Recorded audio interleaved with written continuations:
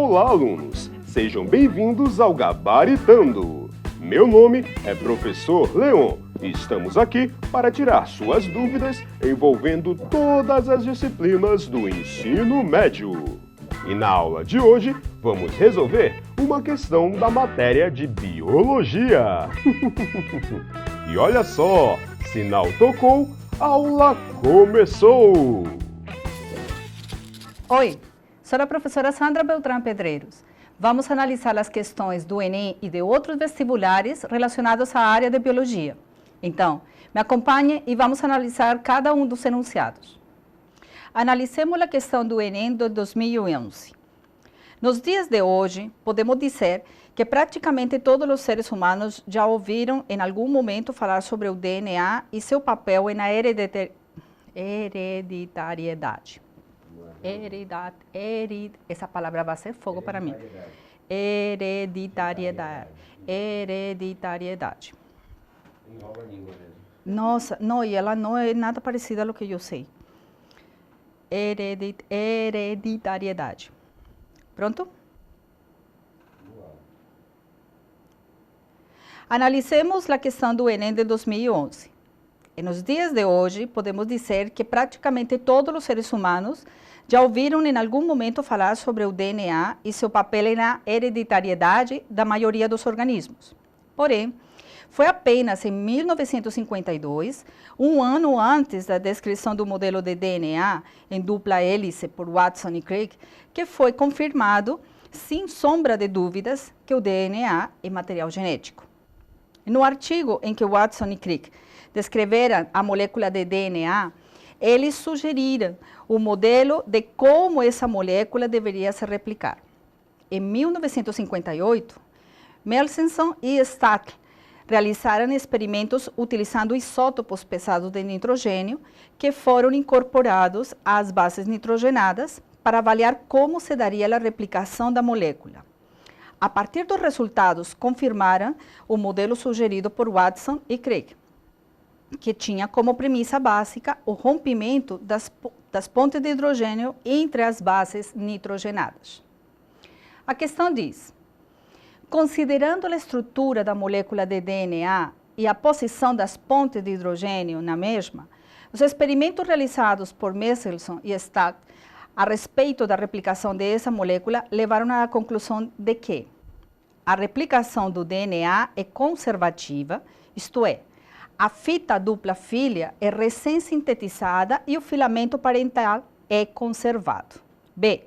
A replicação de DNA é dispersiva, isto é, as fitas filhas contêm DNA recém-sintetizado e parentais em cada uma das fitas. C. A replicação é semiconservativa, isto é, as fitas filhas consistem de uma fita parental e uma recém-sintetizada. D. A replicação do DNA é conservativa, isto é, as fitas filhas consistem de moléculas de DNA parental. E. A replicação é semiconservativa, isto é, as fitas filhas consistem de uma fita molde e uma fita codificada. Ok, para poder responder essa questão, temos que pensar muito bem nos modelos alternativos de replicação do DNA. Observemos aqui na figura. Temos esses três modelos de replicação. O primeiro deles é o modelo semiconservativo. Esse modelo semiconservativo apresenta a fita de DNA parental e a produção das fitas filhas. Cada uma dessas fitas filhas, observe que apresenta uma fita parental e uma outra que foi replicada ou sintetizada a partir dessas. E no modelo semiconservativo, cada uma das fitas filhas apresentará uma fita parental. E no segundo modelo conservativo, que é o conservativo, o DNA parental que temos aqui, ele produz duas fitas filhas, só que uma fita seria totalmente réplica exata de a fita parental e a segunda filha, ou a segunda fita filha, seria a replicada posteriormente, o qual é um modelo que não existe efetivamente. E no terceiro modelo, que é o disperso, teríamos a possibilidade em que o DNA parental, depois, no processo de replicação, cada uma das fitas filhas teria, de maneira dispersa, alguns fragmentos de DNA parental, como estamos observando aqui, e outros fragmentos que seriam sintetizados a partir desses. O modelo conservativo e o modelo disperso são modelos que não são reais. Somente o modelo semiconservativo, onde temos que cada uma das fitas filhas apresenta uma fita parental e outra que é replicada com base nas informações dessa.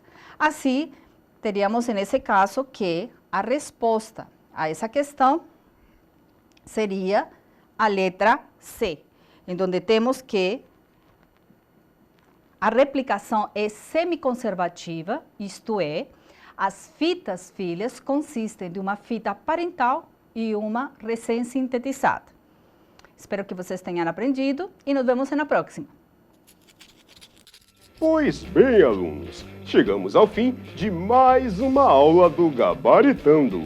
Se você gostou da aula de hoje, não esqueça de deixar o seu like aqui embaixo, se inscrever no canal e compartilhar com seus amigos.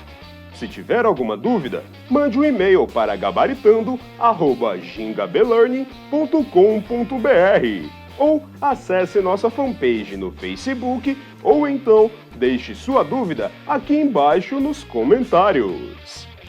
Muito obrigado pela presença de hoje e nos vemos na próxima aula!